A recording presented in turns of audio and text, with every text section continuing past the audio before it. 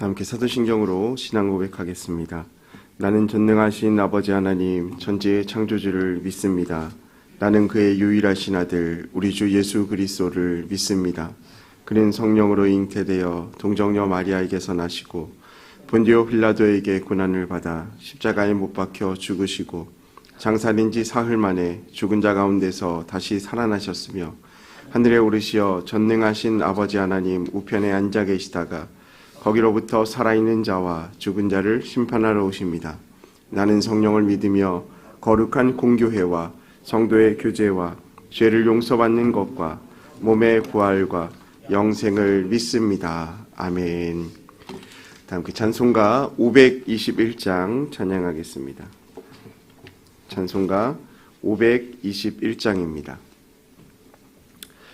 구원으로 인도하는 그 문은 참 좁으며 생명으로 인도하는 그 길은 참 험하니 우리 몸에 지워 있는 그 더러운 죄짐을 하나 없이 벗어놓고 힘써서 들어갑시다. 구원으로 인도하는 그 좁은 문 들어가 영생으로 인도하는 그 생명길 갑시다. 이 세상에 많은 사람 큰 문으로 들어가 넓은 길로 갈지라도 멸망으로 끝나니 세상 헛된 부귀영화 모두 내어버리고 주의 말씀 순종하여 그 생명길로 갑시다. 구원으로 하는 그 좁은 문 들어가 영생으로 인도하는 그 생명길 갑시다. 구원의 문 열렸으니 주의 공도 힘입어 주저 말고 들어가서 생명길로 갑시다. 구원의 문 닫힌 후에 들어가고 싶으나 한 번 닫힌 구원의 문 또 열려지지 않으리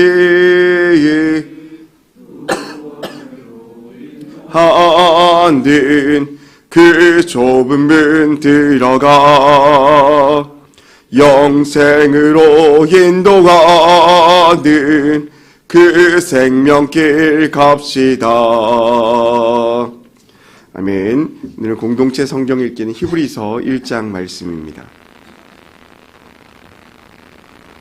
히브리서 제1장.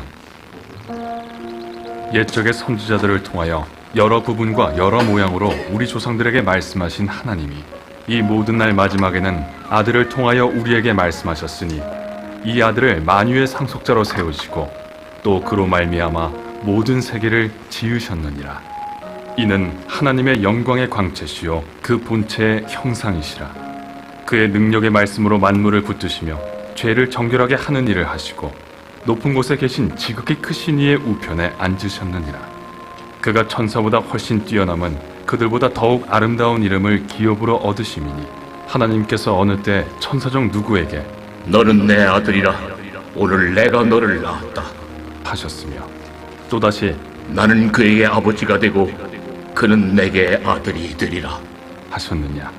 또 그가 맏아들을 이끌어 세상에 다시 들어오게 하실 때 하나님의 모든 천사들은 그에게 경배할지어다 말씀하시며 또 천사들에 관하여는 그는 그의 천사들을 바람으로 그의 사역자들을 불꽃으로 삼으시느니라 하셨으되 아들에 관하여는 하나님이여, 주의 보좌는 영영하며 주의 나라의 규는 공평한 규이니이다.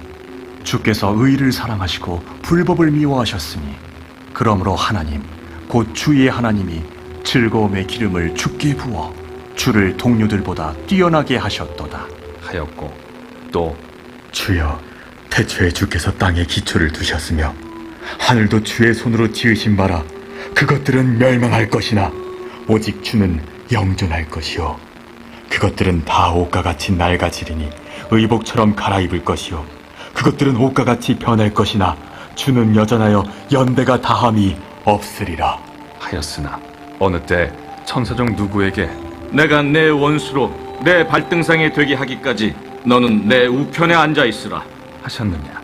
모든 천사들은 섬기는 영으로서 구원받을 상속자들을 위하여 섬기라고 보내심이 아니냐? 아멘. 하나님의 말씀을 보겠습니다. 오늘 우리에게 주시는 하나님의 말씀은 누가복음 23장 39절 말씀입니다. 신약 성경 138면에 있는 누가복음 23장 39절에서 43절까지의 말씀을 함께 보겠습니다. 한 목소리로 읽겠습니다. 달린 행악자 중 하나는 비방하여 이르되 내가 그리스도가 아니냐 너와 우리를 구원하라 하되, 하나는 그 사람을 꾸짖어 이르되 내가 동일한 정죄를 받고서도 하나님을 두려워하지 아니하느냐. 우리는 우리가 행한 일에 상당한 보응을 받는 것이니 이에 당연하거니와 이 사람이 행한 것은 옳지 않은 것이 없느니라 하고, 이르되 예수여 당신의 나라에 임하실 때에 나를 기억하소서 하니, 예수께서 이르시되 내가 진실로 내게 이르노니 오늘 내가 나와 함께 낙원에 있으리라 하시니라. 아멘. 예물 봉헌하겠습니다. 이상규 집사님, 성은수 집사님 감사의 물, 양은영 권사님 감사의 물, 1,000번째 예물 황희돈 집사님 주님 복 주심에 감사드립니다. 1,000번째 예물 장진혁, 장규식, 김정옥, 장진용, 유예림, 김혜자, 유용선, 유준경, 김준우, 김준성, 오선경, 김유신, 김서율, 박연희, 김봉재 성도님 예물 드렸습니다. 기도하겠습니다. 할렐루야. 사랑과 은혜가 풍성하신 하나님 감사합니다. 오늘도 우리에게 새날 허락하여 주셔서 우리의 생명의 주인 되신 주님 앞에 나와 하루를 시작하게 하시니 감사합니다. 이 아침에 오직 주님만 바라보는 믿음의 시간, 은혜의 시간 되게 하여 주시옵소서. 주님께 은혜 받기 위해 이 자리에 나왔사오니 하나님 말씀하여 주시고 주의 진리를 깨닫는 귀한 시간 되게 하여 주옵소서. 특별히 예물을 통하여서 하나님께 감사의 기도 제목을 적어 올린 손길들이 있습니다. 기도 제목들 들으시고 응답하여 주시고 하나님의 역사가 나타나게 하여 주옵소서. 또한 이 아침에 간절한 기도 제목 가지고 주 앞에 나와 간구하며 기도하는 성도님들 한 분 한 분의 삶들을 성령 하나님 친히 만지셔서 위로하여 주시고 응답하여 주시고 삶의 길들을 보여 주옵소서. 말씀 가운데 나아갑니다. 주님 말씀하여 주시고 깨닫게 하여 주시고 그 말씀이 오늘을 살아가는 우리에게 힘이 될 수 있도록 은혜를 부어 주옵소서. 감사드리며 예수님의 이름으로 기도합니다. 아멘. 그리스도 신화에 보면 기회의 신이라는 신이 등장합니다. 근데 기회의 신이라는 신을 보면 모습이 되게 특이한데요. 온몸은 발가벗은 몸이고요. 머리는 앞머리는 긴데 뒷머리는 대머리입니다. 그리고 발 뒤에는 발목에는 날개가 달려있고 한 손에는 저울을 또 한 손에는 칼을 들고 있는 그런 모습을 가지고 있습니다. 그래서 이 기회의 신은 우리에게 어떤 모습이냐면 벌거벗은 모습, 그러니까 누구에게나 눈에 잘 띄는 모습이다라는 거죠. 그리고 앞머리가 길다라는 것은 다가왔을 때 잘 잡을 수 있는 것입니다. 그런데 그 기회의 신이 지나가면 어떻습니까? 뒷머리가 대머리이기 때문에 잡을 수 없고 발에 날개가 달렸기 때문에 순식간에 지나간다라는 겁니다. 그래서 기회의 신이 다가오면, 기회가 다가오면 저울에 비추어서 이것이 옳은 것인지 아닌지 빨리 판단하고 날카로운 칼처럼 정확하게 그것을 찔러야 한다라는 것을 의미한다라고 합니다. 여러분, 말은 이렇게 쉽지만 사람이 우리가 인생을 살아가면서 이 기회를 잡는다는 것이 쉽지 않음을 보게 됩니다. 언제 우리가 이것이 기회임을 알 수 있습니까? 지나갔을 때 합니다. 아, 그때가 기회였구나. 기회가 지나갔구나. 좋은 기회였는데 라고 이렇게 말하지 않습니까? 근데 중요한 건 기회를 잡으려면 언제가 기회인지 기다려야 한다라는 것이죠. 그리고 그 기회가 다가왔을 때 확신을 가지고 그것을 잡아야 할 것입니다. 때로는 우리가 실수하여서 그것이 기회인지 아닌지조차 모를 때도 많이 있지만 언제나 우리는 그 기회 앞에서 정확한 판단과 정확한 사리분별을 통하여서 그것을 분별하는 것이 중요하다는 것을 이야기하는 것 같습니다. 이 말을 좀 현대로 다가오면 사실 기회보다 더 중요한 것은 자신의 주제를 아는 것이죠.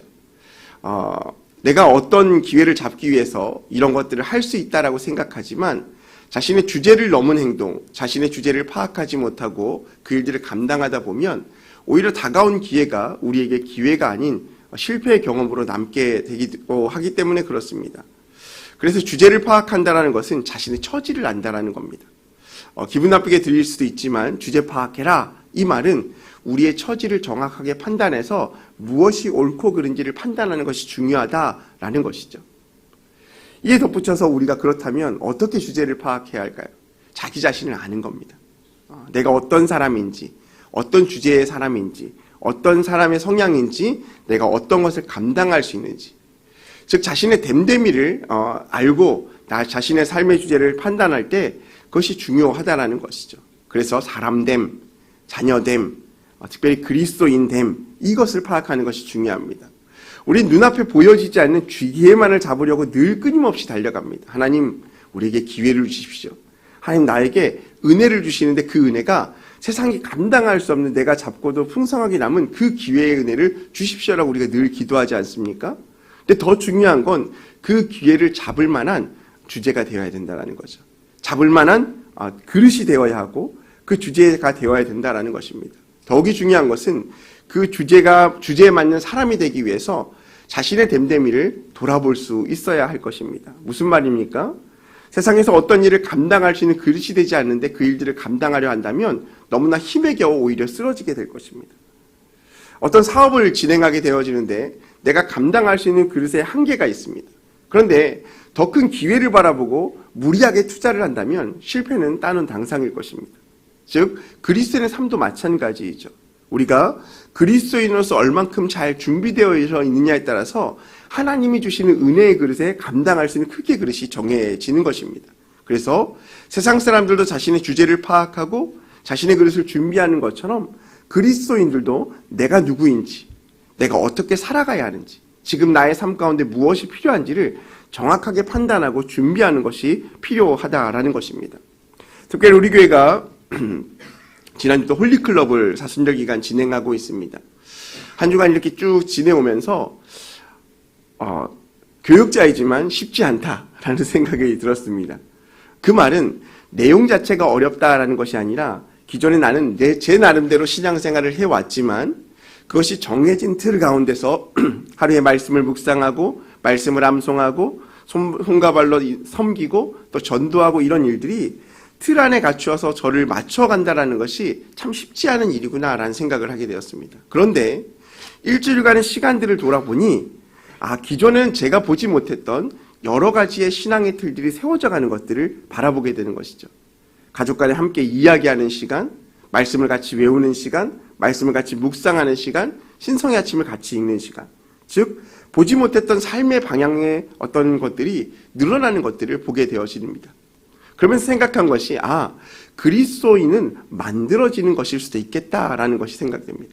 물론 구원은 하나님의 은혜이지만 그리스도인이 되어져가는 과정은 말씀을 묵상하고 또한 삶을 통하여 하나님을 닮아가는 그 신앙생활의 그런 과정을 통하여서 만들어가는 빚어져가는 과정이겠구나라는 생각들을 하게 되었다는 것이죠.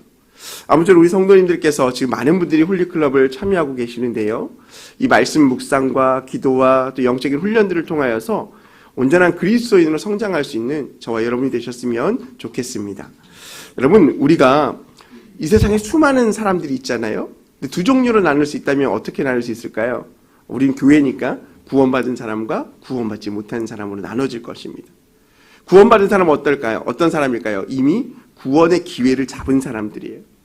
예수님이 우리에게 복음을 누군가를 통해 복음을 전했을 때 그 기회를 잡아서 내 인생의 중심으로 예수 그리스도를 모신 사람들이 구원받은 사람들이고요. 구원받지 못한 사람은 어떤 사람일까요? 이미 복음의 소식을 들은 적이 있지만 이것이 정말 우리의 인생을 바꿀 만한 기회인지조차도 모르면서 지나쳐갔던 그 안타까운 삶을 살아가는 세상에 구원받지 못한 사람이 있다라는 것이죠. 여러분, 어떤 사람이 그런 복된 삶일까요? 물어보나 말하죠. 구원받은 사람이에요. 왜 그렇습니까? 우리가 지금 그 인생을 살아가고 있고 그 구원의 복된 은혜를 몸소 체험하고 있기 때문에 그렇습니다. 여러분, 구원의 은혜는요, 받아본 사람만 알아요.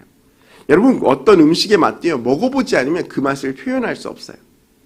내가 이 음식을 좋아하고 또 그 음식을 만들어봤고 먹어봤기 때문에 그 음식의 맛을 표현할 수 있는 것이지, 경험하지 못하고 상상 속에 있는 음식의 맛을 표현해보라고 하면 저마다 각자의 생각으로 표현하지만 그것은 옳지 않은 것이 될 것입니다.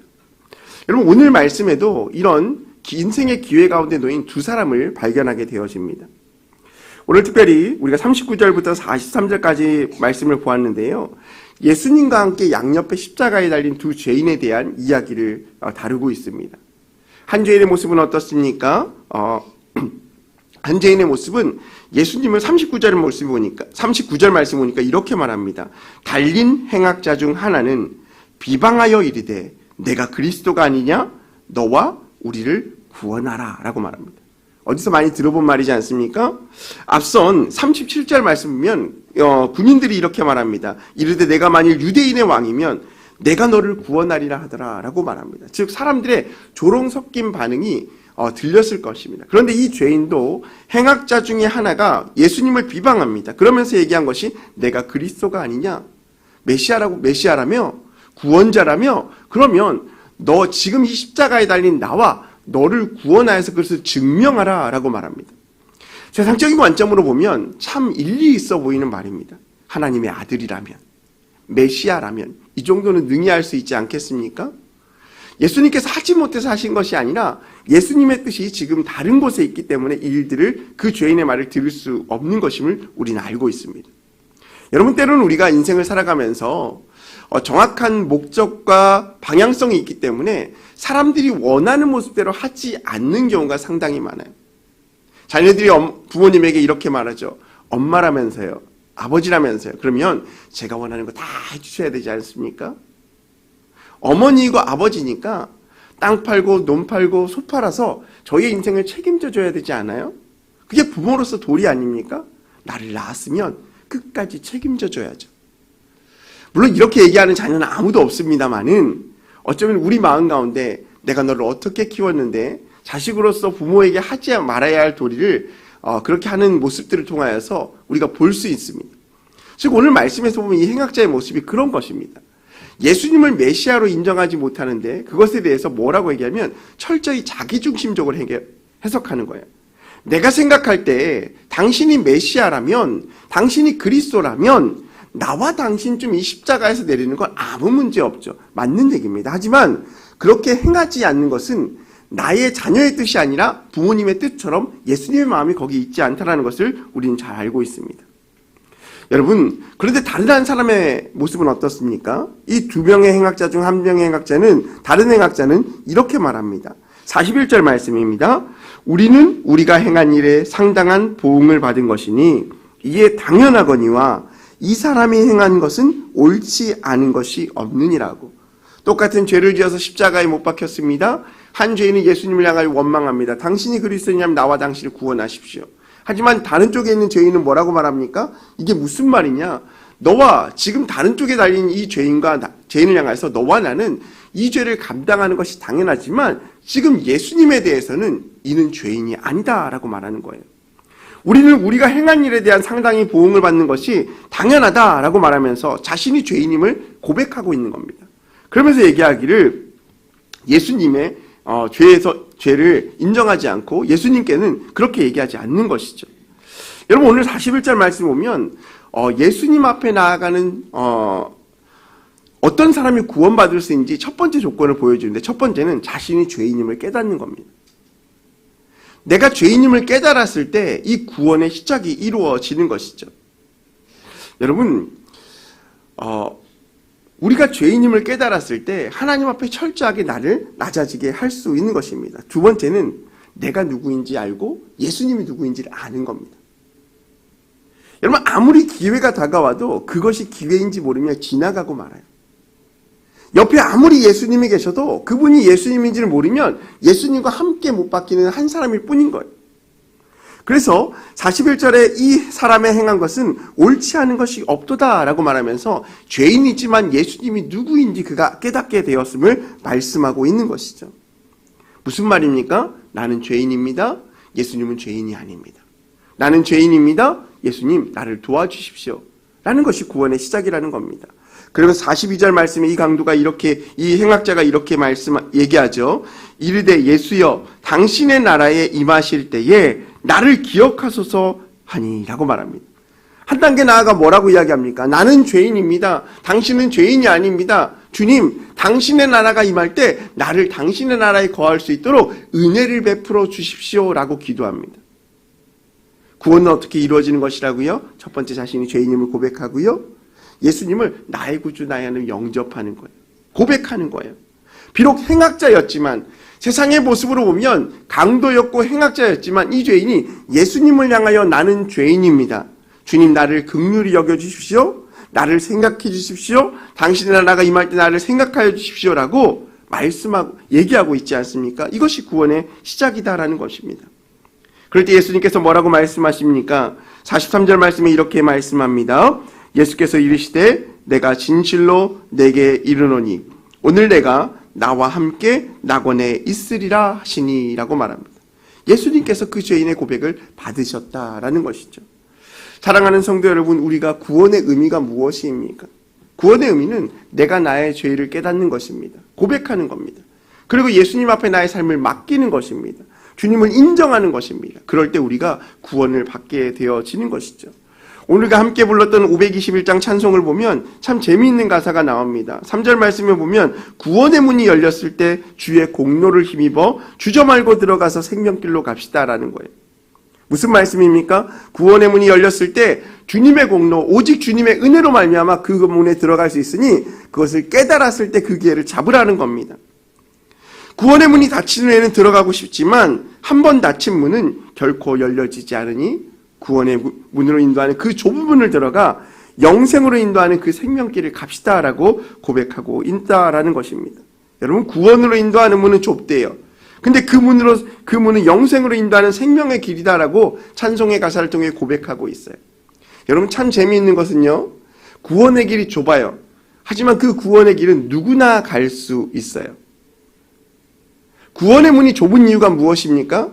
왜 좁을까? 생각해 보니까 예수님을 나의 구주, 나의 하나님으로 고백하는 것이 어렵다는 거예요.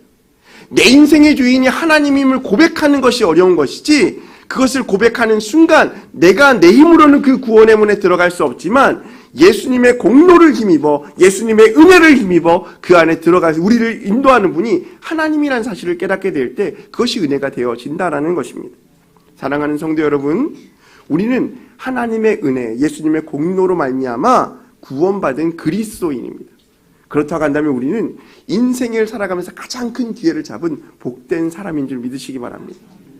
세상에 어떤 기회가 우리 가운데 다가올지 예수님 앞에 오늘 첫 번째 행악자처럼 당신이 그리스도라면 나와 당신을 구원하십시오 라고 한 것이 무엇입니까? 당신이 그리스도라면 나의 인생 가운데 이렇게 처참하게 힘들고 어려운 상황들이 지속되는 것이 맞습니까? 라고 고백하는 우리의 모습과 너무나 닮아있지 않습니까?